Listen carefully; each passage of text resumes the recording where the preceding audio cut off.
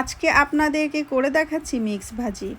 কিভাবে খুব সহজে মজা করে এই ভাজিটা করতে পারবেন সেই রেসিপিটি আপনাদের সঙ্গে শেয়ার করছি। ভাজি করার জন্য এখানে নিয়েছি কিছু ব্রোকলি, নিয়েছি আলু আর নিয়েছি গাজর।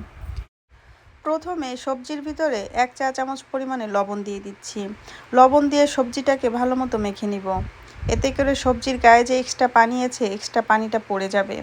আপনাদেরকে দেখিয়ে দিচ্ছি, পানি অলরেডি পড়া শুরু হয়ে গিয়েছে।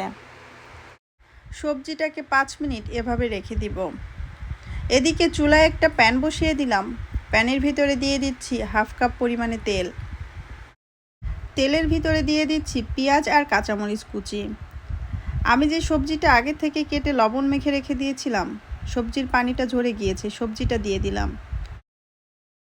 এখন সবজিটাকে নেড়ে চেড়ে ভাজি করে নিব যতক্ষণ পর্যন্ত সবজিটা পুরোপুরি সিদ্ধ না হয়।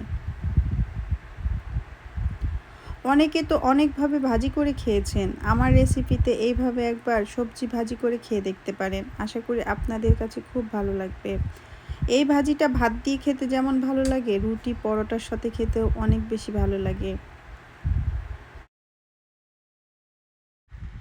সবজিটা সম্পূর্ণ ভাজি হয়ে গিয়েছে। সবজিটাকে চুলা থেকে নামিয়ে একটা বাটির ভিতরে ঢেলে নিচ্ছি।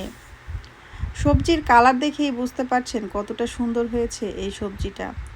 আমার ভাজির রেসিপিটা আপনাদের কাছে কেমন লেগেছে আমাকে কমেন্টস করে জানাতে ভুলবেন না। আজকে এই পর্যন্ত। সবাই ভালো থাকবেন। আল্লাহ হাফেজ।